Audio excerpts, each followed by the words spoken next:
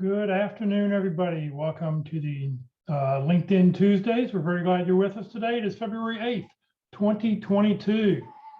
If you have any questions throughout the presentation, please just open up the chat box, enter your questions in there. And if you want to network with each other, you're welcome to enter your personal information. And, that way you can connect with other people who are on the call today. Please note this event is being recorded and is currently live on Facebook. The recording will be on the Career DFW Facebook page and the Career USA YouTube channel for others to view in the future. By participating in this event, you give consent for your name and picture to appear. Please note that any comments you put in the Zoom chat window and personal information will not appear in the recording.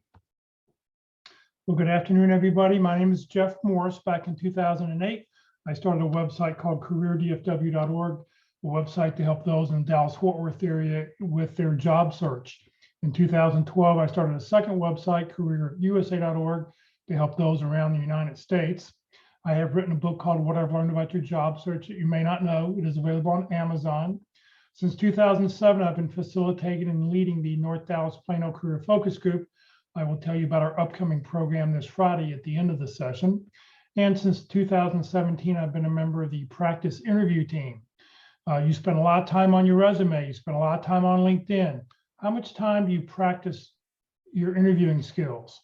Your resume, your LinkedIn profile is not going to get you a job. It only gets you a phone call. If you're not practicing your interviewing skills, when they call you up, you can blow it there. So if you want more information on the practice interview team, please reach out to me and I'll get you that information. Well, we have 4 outstanding speakers to talk about LinkedIn, and they rotate through every month. They all talk about LinkedIn from a little bit different point of view. 2 of the people are career coaches. One has a sales and marketing firm, and the other one is a retained search consultant. So it's really nice to have this mix so that every week when you come back, you're going to hear a little bit different presentation on how to use LinkedIn. Hopefully you'll take 1 or 2 or 3 things away from today's presentation, apply it, and come back next week, pick up 2 or 3 more things, and then apply that, and just keep continuing to build your process on LinkedIn. So today our speaker is Ruth Lipsky. She's a career coach. She works with Lee Heck Harrison. She's going to talk about LinkedIn search engine optimization. So Ruth, good afternoon, and thank you for being with us. And thank you so much for the invitation and the introduction.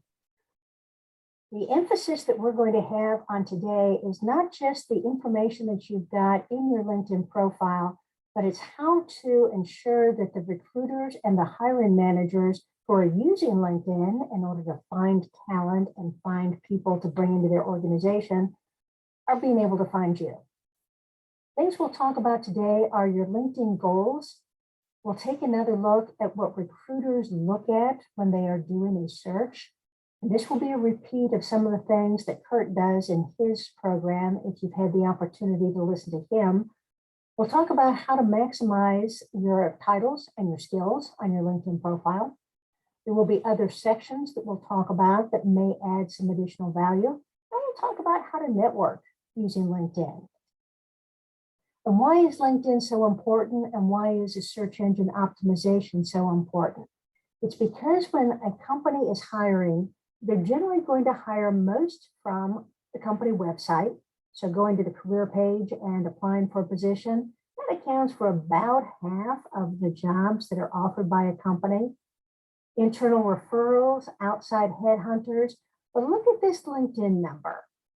You're over a third of the people who are offered jobs in large companies today are being offered those positions because a recruiter has used LinkedIn to find them. They have not applied for a job in that company. They are simply being approached by a recruiter on LinkedIn who feels that they've got the skills and the experience that are necessary, and the rest is history. So being able to utilize LinkedIn as a way of finding a job is more and more important, and it's getting more so every day. So your goals on LinkedIn, the first one you're probably familiar with. You need to be able to set up a welcoming profile. You need to have a good picture in the headshot area. You need to have a decent background. You need to have information that is readable. Everybody that you talk to is geared toward number 1 goal, put information out there, make it accessible. But really, you've got a second goal that you should be looking at on LinkedIn, and that's by knowing what the search engine is looking for, you change your profile so that you'll come up higher in a recruiter search. And here's an example of that. Most people are going to tell you, and certainly most recruiters are going to tell you, that they don't care if you are an all-star on LinkedIn. They just want to know that you've got good information there, that you've got enough information that they can make a decision as to whether you're a good fit for the company. So for them, being an all-star is not important.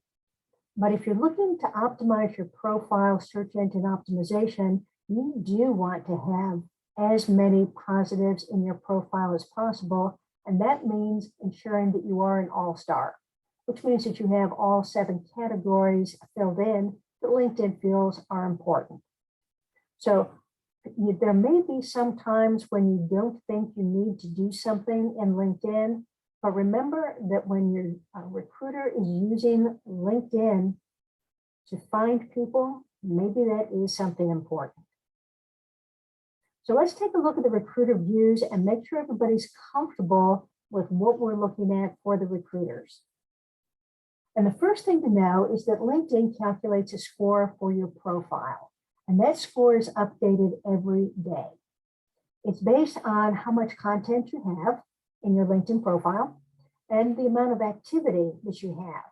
Are you connecting with people? Are you doing searches? Do you have a job search set up? Are you active on the home page, replying to other people?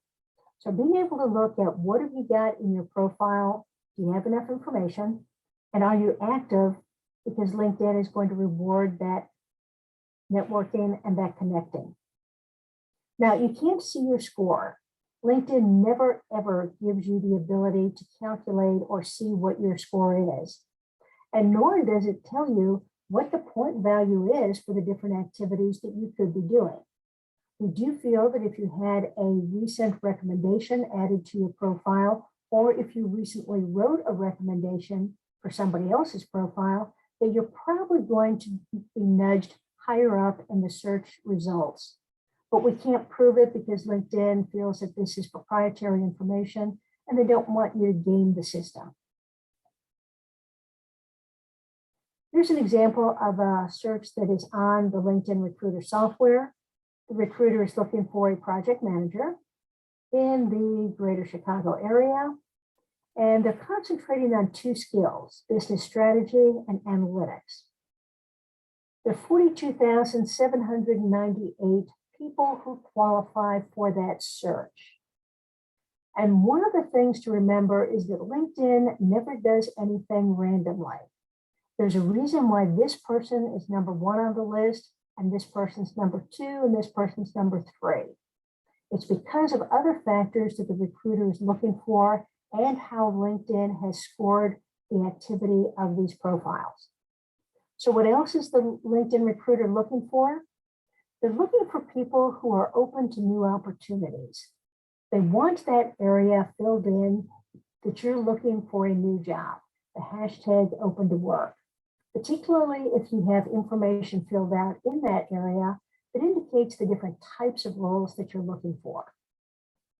This recruiter is also looking for people who are connected to people that are in that person's company.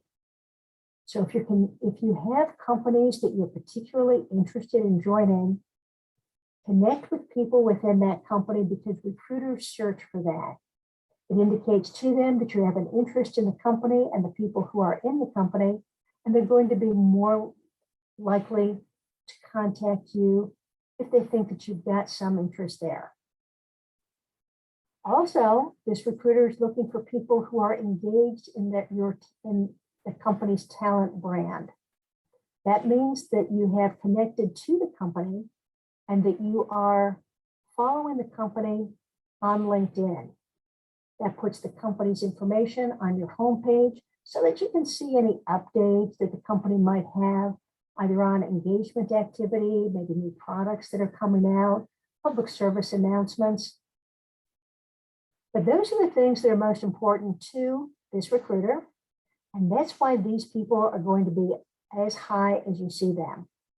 Recruiters are able to look just basically on some of the information.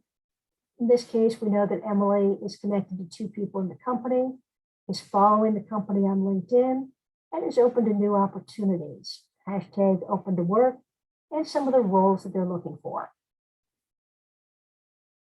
Now here's another search. In this case, the recruiter is looking simply for accountants. Any kind of accountant is fine. And they've got over 4 million of them that come up. But the filters that this recruiter is looking for are just a little bit different in that they are also looking for people who are more likely to respond. This is another characteristic of your LinkedIn profile that you cannot see, but LinkedIn watches over and calculates on your behalf. It refers to any time a recruiter reaches out to you through LinkedIn, and that would be on the message tab, saying, I have a job, it looks as if your skills match what we're looking for, would like to talk with you in more detail about this position. If you ignore the person, your likely to respond score goes down. If you respond to every one of the recruiters that reaches out to you on that message tab, either with a note saying, yes, I am interested, let's talk, or no, this doesn't seem to be a good fit for me, I'm looking more for this type of role. Anything that you do to respond back to a recruiter who has reached out to you is going to be taken into account. You don't need to respond back to everybody who's trying to sell you something. And there are plenty of people trying to make money on LinkedIn, and it is legal to do that. But they are only looking and calculating it based on the recruiters who are trying to contact you. So, note to self, make sure that any recruiter who contacts you is given a response, hopefully within 24 hours. Now, the other search criteria this person is looking for is open to new opportunities, the hashtag open to work that we saw before, and having company connections, knowing a little bit more about the company, its brand, its products. But once again, remember that LinkedIn does not do anything randomly. Mark Jacobson and Daniela Bischoff came up high on the list because LinkedIn feels that these are the best fits and have the most characteristics associated with the type of role that is going to be needed here.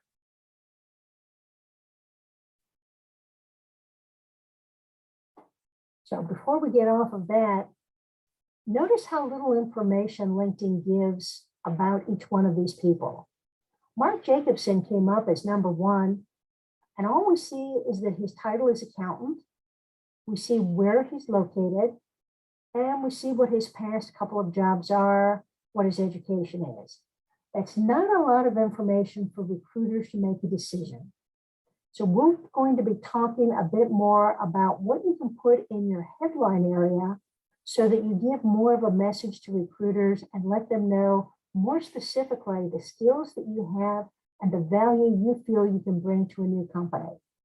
This headline area, this title area is going to be hugely important because recruiters rely on that information to guide them to the people that need to be looked at more carefully.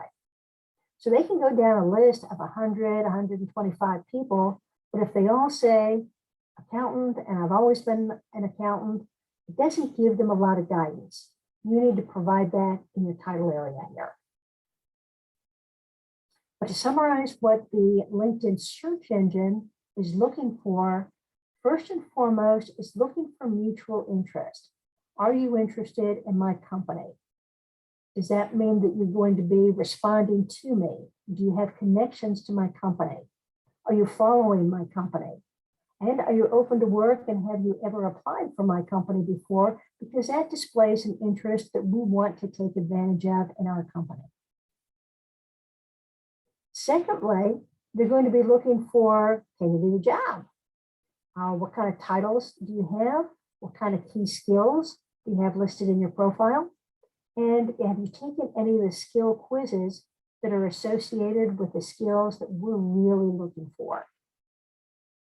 After that, less important, but still of interest, You're looking for the candidate's activity on LinkedIn and the recruiter's preferences in the past. So let's talk about that title area, particularly the headline area on your profile, because that's an area that the recruiter is always going to be reading, and you need to pack it with as much information as you can. And when you're putting in titles on LinkedIn, you normally want to use the ones that LinkedIn has standardized. They've got thousands of them. And if you're not sure what a standard title is, open up that open to work section or go out onto the jobs tab and start typing in a job title. And you'll see that LinkedIn has already set up titles that are based on either industry, on level, on type of activity. So use those because recruiters, regardless of what type of title they're looking for internally, will generally use a LinkedIn standardized title for their search. And put in a whole bunch of titles in there. Put them into the headline area and put them in the open to work. Open to work allows you to have 5, but the headline area has 220 characters. It's got plenty of room to put in as many titles as you're looking for in your job search. And then in your experience area, where you have the title that your company gave you while you were working there, you can add additional titles to that area if you think it's unclear what your job was. So it used to be that we wanted to have titles in that headline area, just title, title, title, because we knew a title match gave bonus points in the search engine. Now though, since LinkedIn has expanded this area from 110 to 220 characters, we're seeing that LinkedIn is rewarding people who put in skills or value statements. So it used to be that we wanted project manager, program manager, sales manager. Yep, those are all good titles to have, but now we're talking about what is your specialization? What are you focused on? What are you able to do? What additional skills do you have? So creating value for business through effective marketing strategies, specializing in international business expansion, helping the world become more customer-centric. These are all going to be showing up in the recruiter searches on the LinkedIn Recruiter software and are going to show more information than most other candidates have, and are probably going to give you an advantage so that the recruiter is more likely to click on your profile, read more about it, and provide an invitation to interview. If you're not certain about what to put in that headline area, sometimes you want to start with an adjective, particularly if you are award-winning, if you are certified, if you are licensed. Those are good words to start out with because it shows the ability to get things done quickly. Then add several titles.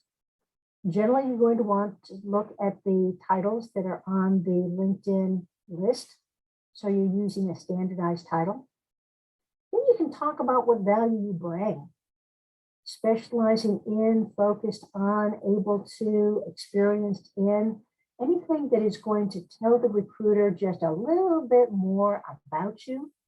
So when they're going down that list of 100 top people that the search engine provided them on their search, they're going to see a little bit more about you, and that's going to give them the feel that you've got some communication skills with them and some value skills that are worth looking at more closely. Okay with that concept?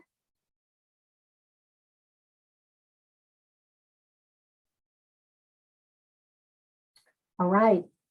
The skills section is also a key one because although the title is going to be important to a recruiter, they ultimately want to know that you can do the job, and this is why you're going to maximize your skills.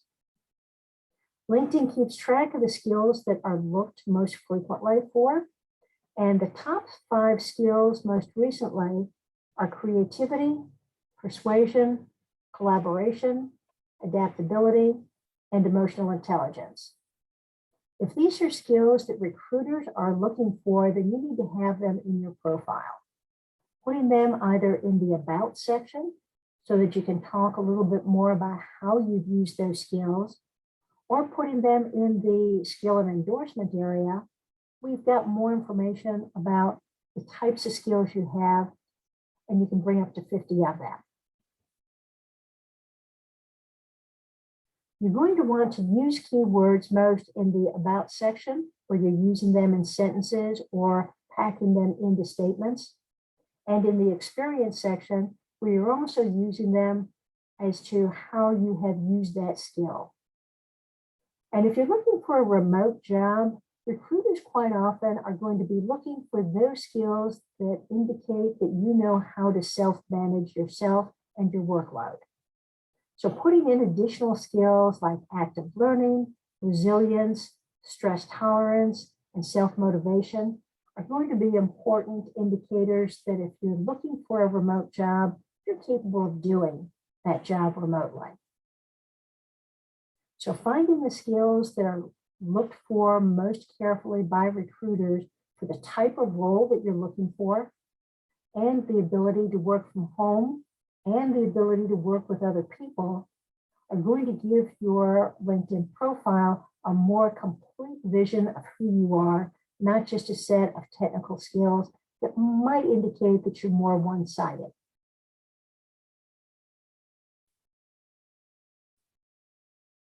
The skills and endorsement area has been renamed just the skills section, although it still does contain endorsements. LinkedIn allows you to have 50 skills. They should be soft skills and technical skills. And the higher you are in an organization, the more those soft skills become important. If you're looking for a director level or a vice president level, it's not as important to indicate that you can do some coding. It's important to know that you understand strategy and that you have influence and you've got strong communication skills. LinkedIn allows you to showcase 3 of your top skills. If you don't pick the 3 that you want, they will choose the 3 that were added first to your profile or that have the most endorsements associated with them. But you'll want to have the 3 skills that you think are most important to a recruiter when they're looking for the type of job that you want. It's also good to have one unusual skill, putting a hobby in here, because if the recruiter is going to be looking at so many different profiles, they're going to be looking for very similar sets of information. And if you put in a skill that is a hobby, you're going to stand out so that you are not only the person who has software development and experience, but you're also the one who likes international travel, that likes quilting, that likes golf. Find something to put in there that distinguishes you from everybody else. Caution, LinkedIn categories these skills into different areas, and you can't move the skill to a different area. LinkedIn does not allow that, even though they know that sometimes they put a skill on the wrong side. Doesn't matter, they're searchable regardless of which area they put them in. And if you've got a lot of skills, put them in alphabetical order. They're easier to read, and if a recruiter is looking for a specific skill, it's easier for them to find that skill if you've alphabetized them.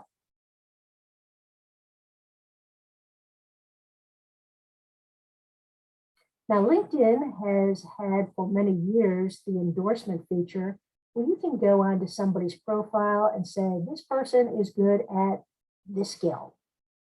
Unfortunately, over the years, LinkedIn has also found out that that's not necessarily a very good indicator of are they really good at that skill. So a year ago, they created a skill quiz. The skill quizzes are going to be testing proficiency in either a technical area, like C++ or Python, or in a business area, Microsoft products or QuickBooks, or in a design area.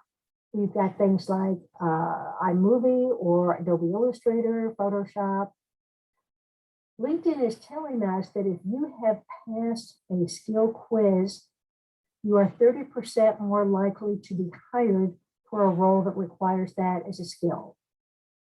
So recruiters are taking this very seriously as a way to evaluate how skilled and how good you really are at some of the skills that you may have in your profile. The quiz itself, 15 to 20, multiple choice. It is a timed test, and it has to be completed in one session. You need a 70% or better in order to pass. When you pass, you get a badge, which looks like a check mark on a clipboard that'll appear at the end of your skill on your system. If you scroll over it with your cursor, it'll say that you passed the LinkedIn assessment. Now, it's only valid for 12 months. LinkedIn assumes that the skills are going to be updated and changed with each different update to these packages. So it's going to want you to retake the test every year. Now, if you don't get a 70%, you can always retake the test. And when you retake the test, you can only do it 3 months after you first took it. If you don't pass it the second time, it will no longer be available to you. Any questions on the skill tests or quizzes? Recruiters are using these a lot now because it indicates proficiency. And what we're hearing also is that if a recruiter contacts you and says, we like that we see that you have got JavaScript as one of your skills, would you please take the LinkedIn test and get back with us when you pass it? And we'll proceed with the interview process. So some recruiters at companies are using these tests in order to assess whether you got that skill before they even start the interview process. Hey Ruth, are they have a line of sight into if you don't, for some reason, if you don't pass the test? Or are they only seeing the success, not the failures? They only see the success. They don't see that you've attempted and failed. So no, they don't see that. Thank heavens. Okay. I mean, how detailed are they? Are they like, I've never taken one before, so I need to know like how, are they general or are they pretty detailed or? It's going to cover all the different portions that they feel are important for you to know. When they first set up these tests, they had a fair number of questions on keyboard shortcuts. Well, a high number of people were failing the keyboard shortcuts because they weren't used as much as some of the other features. So they've taken those out and they put in other things that are going to be talking about each different type of activity within that within that skill. Okay. I was just curious on more subjective matters like marketing get really kind of difficult to quantify certain things. So I was just curious. Thanks. Which is why they've stayed with the areas that really do have an absolute yes or no answer to them. Gotcha. Okay. So let's talk about adding new sections. To be an all-star, we talked about having these different areas that are a part of your profile. And these are going to be important because LinkedIn rewards people who are all-stars. Let's go ahead and take a look at the profile because it's easier to talk about the rest of it when you're taking a look at somebody's profile. Make sure you've got your headshot, make sure you've got a good background. This is not a good background if you're job searching. You're going to want a background that talks a little bit more about what you do, what type of work you do. I just happen to like sparkly stuff these days. I change my profile background, probably every month. Anyway, headline area here, you're going to separate out your titles and your specializations with a pipe, a straight up and down thing that's above the enter key because that means or in LinkedIn. You're going to make sure that you've got your open to work. And one of the questions that comes up quite a bit is, should we have the hashtag open to work or should we just have it for recruiters only? And the worst possible argument I heard is that having the hashtag open to work makes you look desperate. No, it doesn't. It is a factual representation of where you are right now in the workforce. You're looking for work. And a lot of people are going to be helping you out if they know that you are looking for work. But if you check that you only want recruiters to see your profile, that you are looking for work, then it's only the recruiters who are using the LinkedIn Recruiter software. And it's estimated that half of the recruiters on LinkedIn are not using the LinkedIn Recruiter software because that's expensive stuff. It's $800, $900 a month. So a lot of companies just ask their recruiters to use the search bar to do their searches. Not quite as effective, not quite as easy, but it still can be done. So if you have for recruiters only, you've limited this information to the people who are using the LinkedIn Recruiter software. And you are eliminating the ability to the other half of the recruiters to be able to see your profile. And you notice that on both of the examples that we looked at, being open to work was a criteria that recruiters are looking for. They don't want to have to talk you out of a job. They don't want to talk to people who are happy where they are. They want people who are willing to interview and come into the company quickly. So recommendation that I have is add the hashtag open to work on your profile so that it is visible to everybody who is out there, because people want to help you, but they need to know that they're able to do that.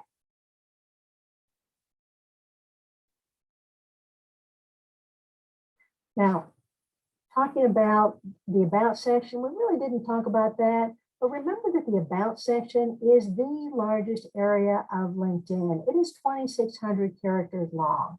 Be sure you use it to put in stories. Be sure to put in your skills, even if you're just putting them separated by a pipe to indicate that these are the things that you're looking for. And make sure that you have a personal email somewhere in this About section so a recruiter can find it easily. In your Experience section, my official title at LHH is Career Consultant, but I'm also known as a career coach throughout the industry also. So I've put both of those titles there and separated it with a pipe to show them it's two different titles. Now that's important because an exact title match gives you bonus points in a recruiter search on LinkedIn. So I'll be found regardless of whether they are calling this position a career consultant or a career coach, they can find me equally well. So add more titles. You don't have to just settle for the title that was given to you by your company. The other thing to do in the Experience section is to expand what it is you did and give the recruiters a little bit better understanding of what you did. So the last job I had, or the one before this, was Senior Manager of Training and Development, but all of my work was involving putting our training online. So most of my work was done in the field of instructional design and e-learning development. I put that in parentheses after the title so that a recruiter or anybody else looking at my profile would understand that this was an area that I've got strong expertise and I could be hired for those titles just as easily as any other title because of the amount of work I've done in that role. If you have a job title that is broad and is used across industries like project manager, that can mean a lot of different things as far as level, role of responsibility, dollar value. You can put in some additional information in parentheses to say, this is what I did.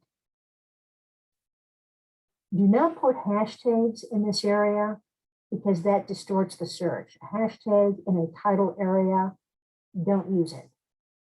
Nor should you use the hashtag open to work in your headline. Don't use open to work, don't use looking for new opportunities. That's a waste of space. By indicating that you are open to work, that's all you need to say. Now get on to the detail of who are you, what have you done, what type of roles can we expect you to be proficient in for the future. Certificates, skills, they took out the endorsements here.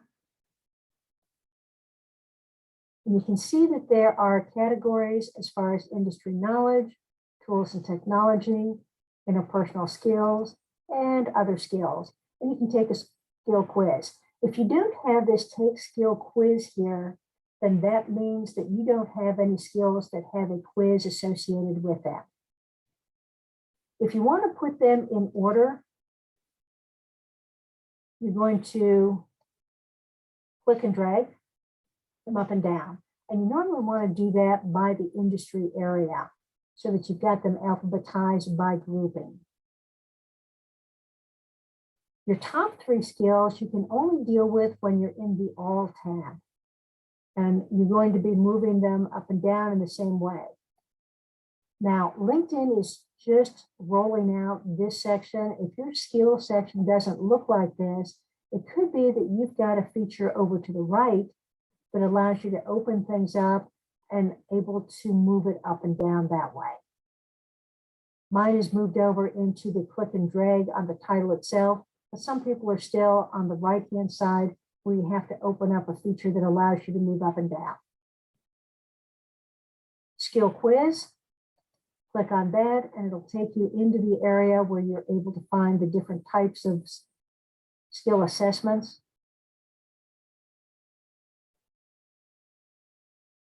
Now let's take a look, because one of the things that's important is to expand the number of words that you've got in your profile, because you want to be able to put as much information as possible out here in order to match what the recruiters are looking for. So we're going to be looking at this add profile section area. Opening it up, and this is another area that LinkedIn has recently changed. May not look the same for you, but it's got the same type of information. The core business is considered education, your position, and your skills. So those are 3 of the areas that you need to probably work on first. But in this recommended section, it opens it up and it says you can add additional information. Recommendations are huge. Licenses and certifications are going to be huge also, because some recruiters are searching for people who have a specific license, who have a certification in some field. So you may already have it in your About section. You may already have it in your education or in some other section. Also add it in to your licenses and certification section. LinkedIn rewards people who say things more than once. And in fact, the more often you say something, the more LinkedIn assumes that you have critical skills in that area, high-level skills for that area. And LinkedIn can count up to 5. So if you have a skill that you feel is important for your next job and you are good at it, you need to mention that 5 times in your profile. So putting it in as either a license or certification here, or courses.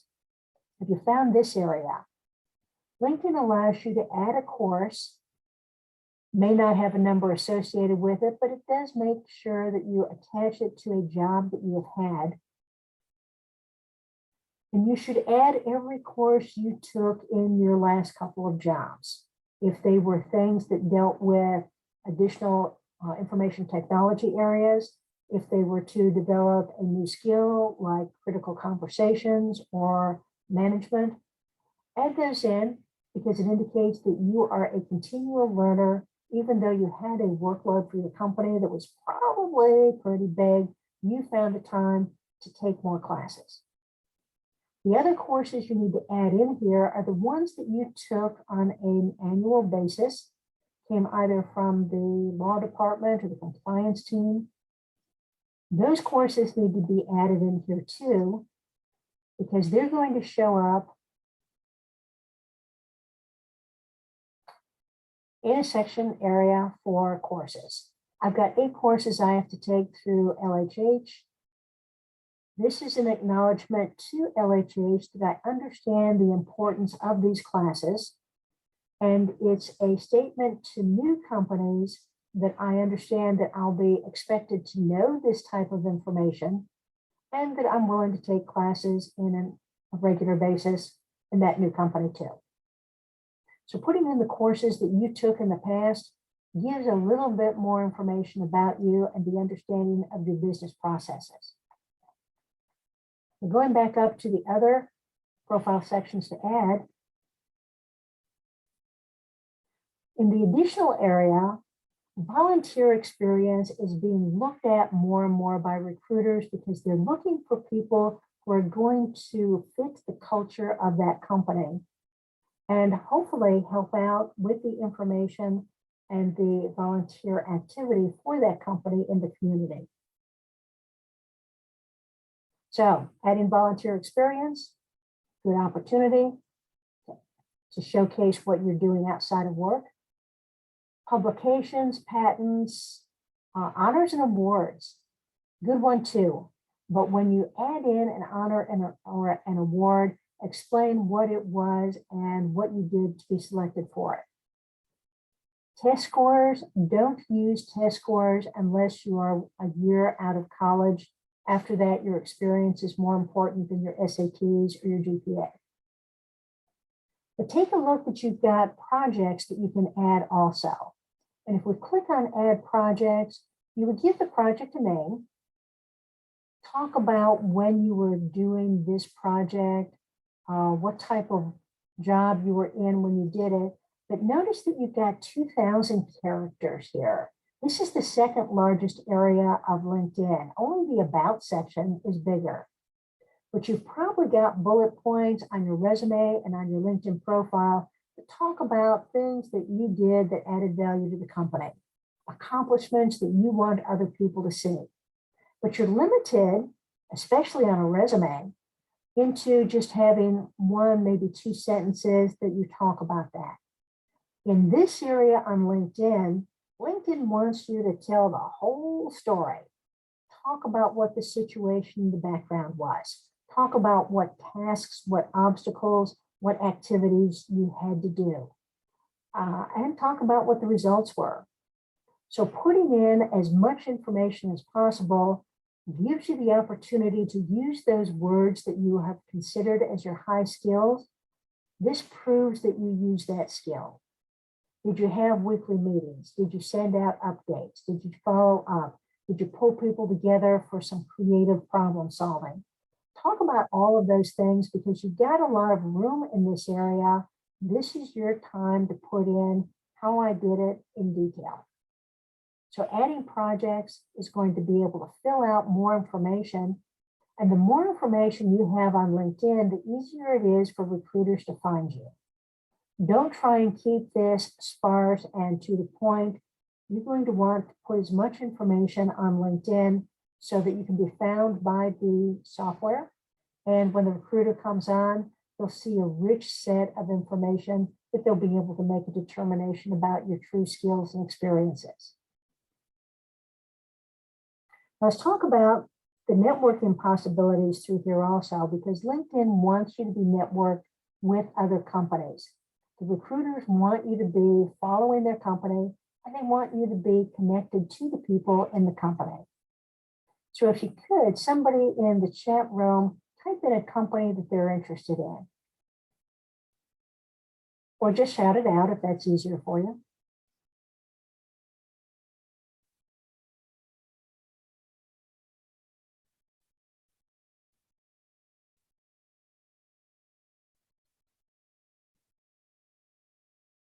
Mastergy.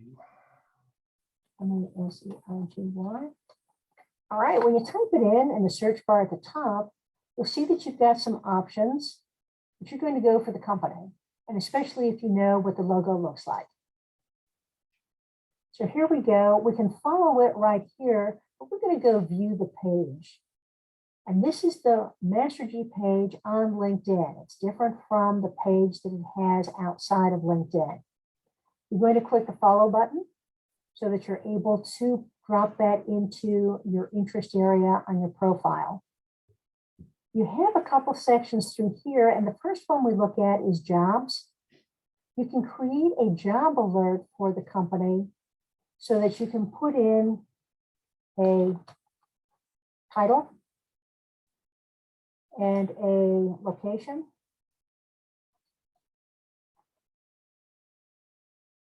And go with metropolitan areas more than cities. Metropolitan areas always do better when there is a search in progress. Not sure why, but that's going to be an important part.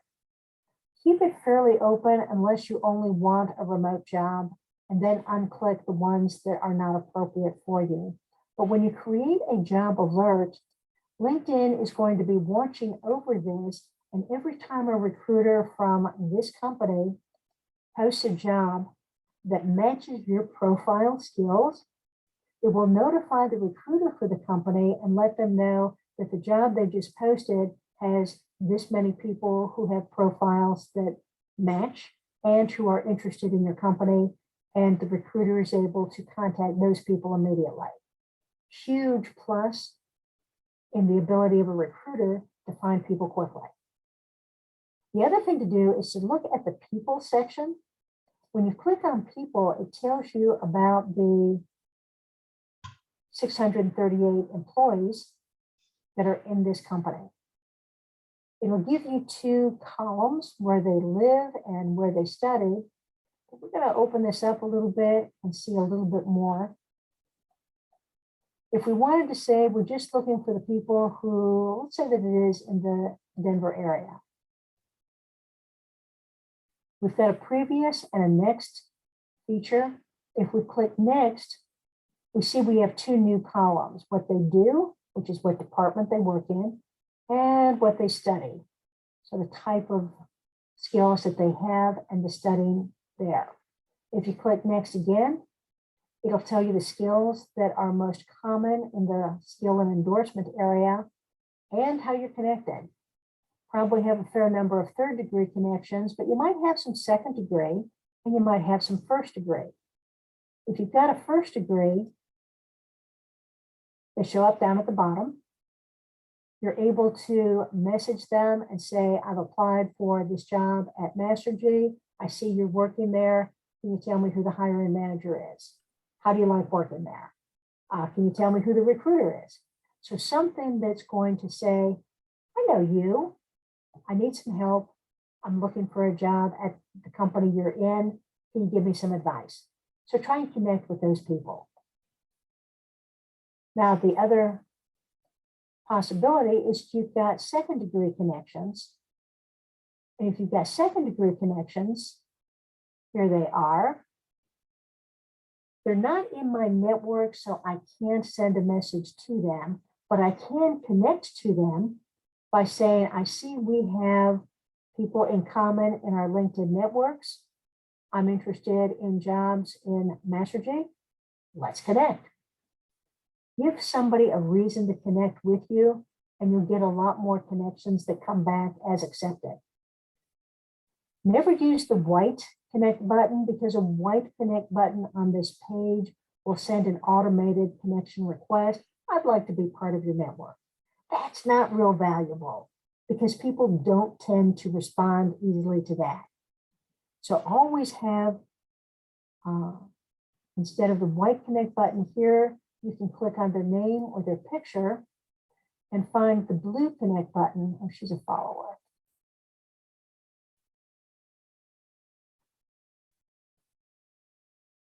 Okay, you find the blue connect button on the profile. It's normally here, but it might be under the more button where it'll have a plus connect down here. But a blue connect button will always allow you to personalize a message. Hi, Jennifer. I see we have people in common in our networks. You can tell that because she's a second degree connection. Would love to connect with you. I'm interested in positions at Mastergy. How do you like it there? So being able to connect with people is an important part because remember, recruiters were looking for that. Now, if you're looking for people who could be possibly the hiring manager, let's say that we're looking as the vice president of information technology, maybe a decision maker. We've got two of them here. And what that means is that there are two people in this company in the Dallas-Fort Worth area who are either currently vice presidents of IT or who have in the past had the title of vice president of IT. So here we go. We've got two of them, and looks like they might both be one a senior VP, one a vice president. Contacting them, I'm interested in Mastergy as a career opportunity. I see you have a job open for blank. I have extensive experience in blank, blank, blank. Let's connect.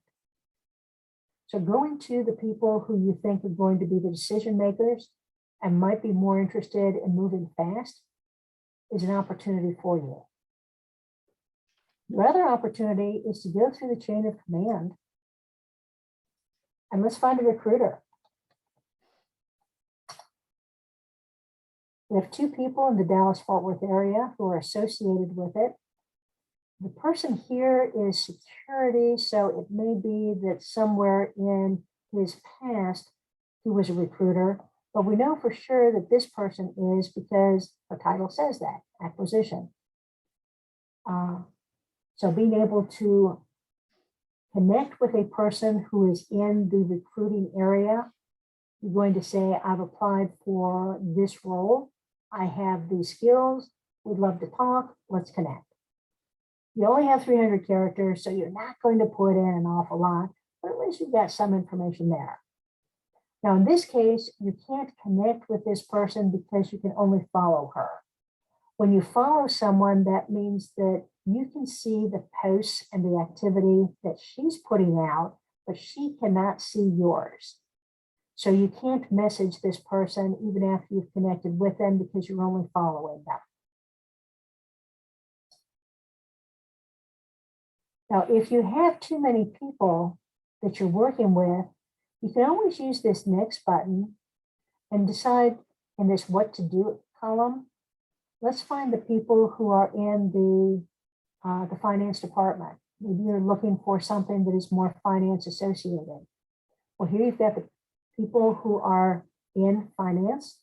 You might want to take a look at them and see if they're worth connecting with. But always have a reason to connect. Okay, I'm connected in that manner. When you follow a company, you're going to see that you've got more information in this home page that gives you information about the company, the people in the company, and how you're going to be associated with them. So following a company is going to allow more information on your home page. Now, the other way of connecting with people, though, and finding some networking people worthwhile is going through a school, a university, a college. If somebody can put in a college or shout out a college, let's do a search by that.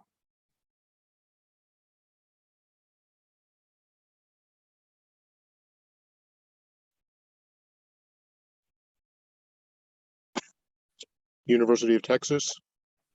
Okay.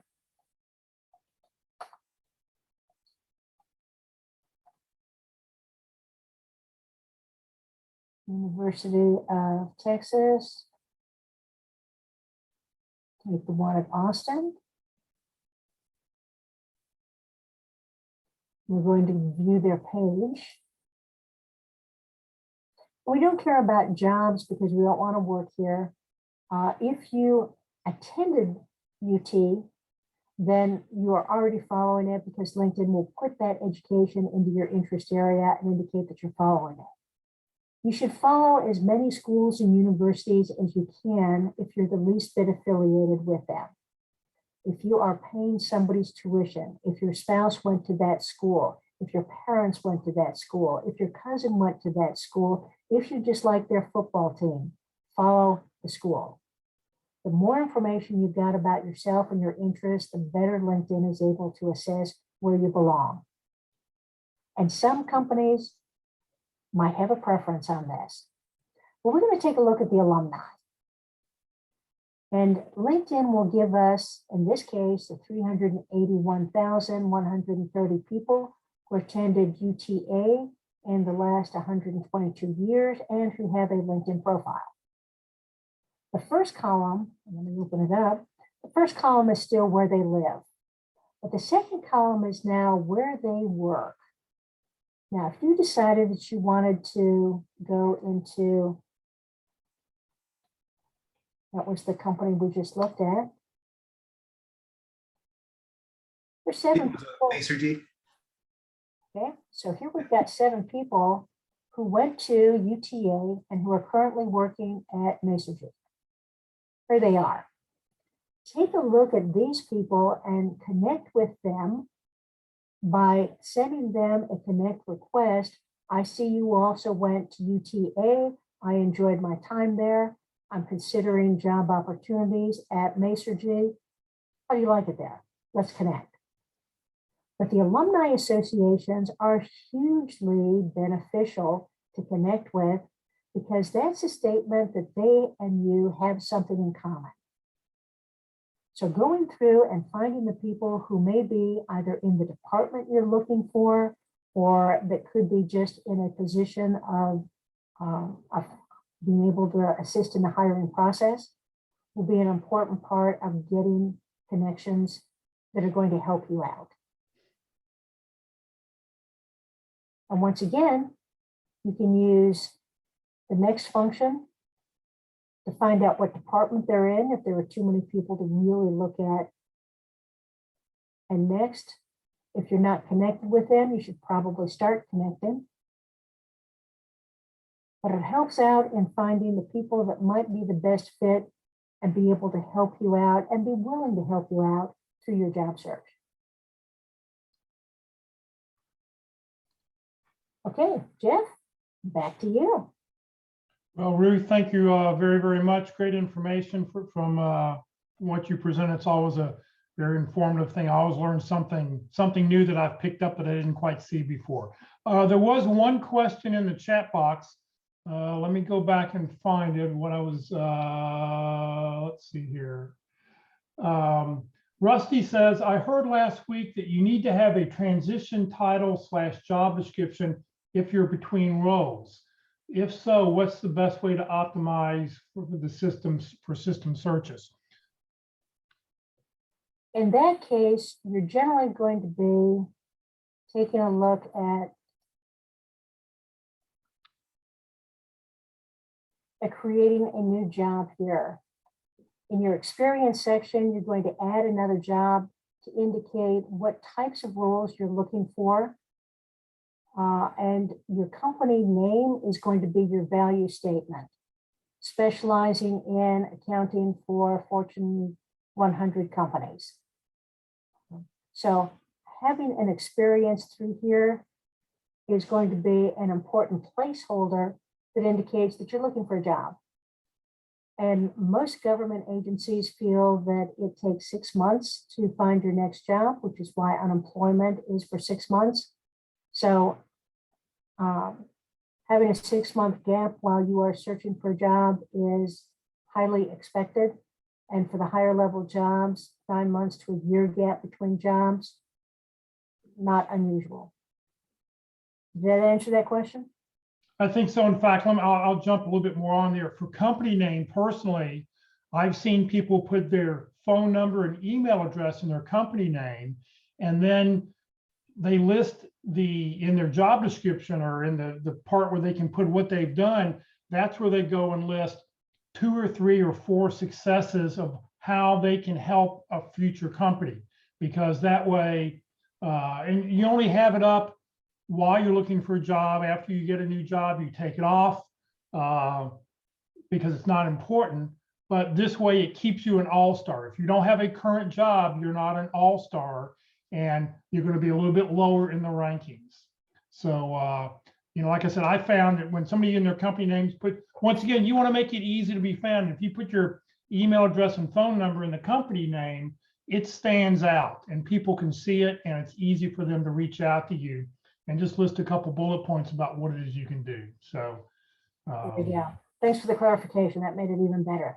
Yeah, I've seen a few people. I need to go find somebody who's done it so I can have a sample slide of it, because it's a great tool to be able to, to be able to show how to fill somebody. So if one of you all go out and do that, please email me so I can go look at your profile and take a screenshot of it. All right, well, Ruth, thank you very, very much. Here's Ruth's profile, her LinkedIn profile, if you'd like to reach out to Ruth. Remember, if you do so, please send her a personal note. Let her know that you met her here at LinkedIn Tuesdays. We'd really, really appreciate it. Next week, our speaker is Terry Sullivan. He's going to talk about how to tell your key contacts and prospects who you are, what you do, and how you can help. Please note the next session Next week's session will not be recorded. Terry does not allow his presentations to be recorded. So if you want to watch it, you do need to watch it live next Tuesday at 1 o'clock. All right, I need everybody, please raise your right hand and repeat after me.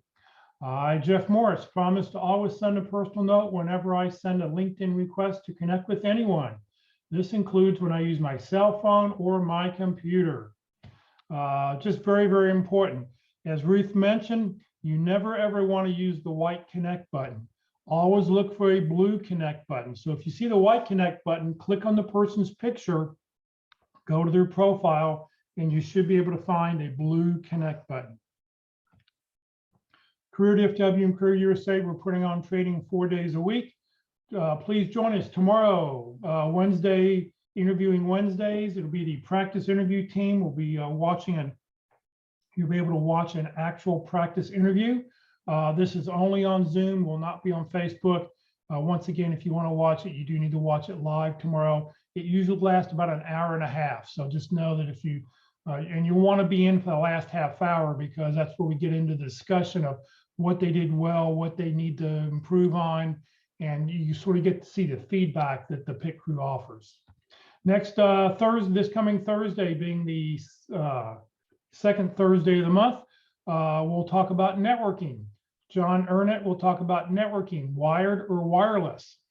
John is a job seeker currently. He's had jobs in the past. He's very successful. And I asked him if he would just sort of share what's he doing in his current job search. And so he'll be with us to talk about this Thursday at 1 o'clock. This Friday at the North Dallas Plano Career Focus Group meeting, our speaker will talk all about background checks. When you get hired, they're going to do a background check on you. And there's some good background checks, and there's a lot of very bad background checks. I know, yeah, so just, you know, Mike has been running a company for 20 plus years on background checks, and very knowledgeable. So it'll be a very informative session if you'd like to dive in on background checks. If you'd like to join the Career DFW or Career USA LinkedIn groups, you're welcome to do so. The Career DFW group, you do not have to live in the Dallas-Fort Worth area to join that group. It's just the first group we started when we started the Career DFW website. We have over 13,500 members. So it's a great way to expand your connections. This session has been recorded. It will be on the Career DFW Facebook page and the Career USA YouTube channel. On the Career USA YouTube channel, click on playlist where you see that green arrow, and then down the bottom, pick whichever list you want. And at the bottom, click where it says view full playlist, and then up will come a list of all the different dates, topics, and titles, so you can see what we've talked about in that particular playlist. It'll take a couple hours for this session to be uploaded to YouTube, and once it's there, you'll be able to view it. If you're not receiving emails about our workshops, please join the Career USA mailing list. You can do so by sending an email to Career USA, +subscribe @groups.io. Please note, Career DFW, we're a 501c3 nonprofit organization. All of our speakers are all volunteers. I'm a volunteer. What I've been doing for the last 13 years has strictly been to help you land your next great opportunity. So please consider making a donation when you get your next job. So thank you for joining us today, everybody. Have a great Tuesday, and hopefully we'll see you later this week.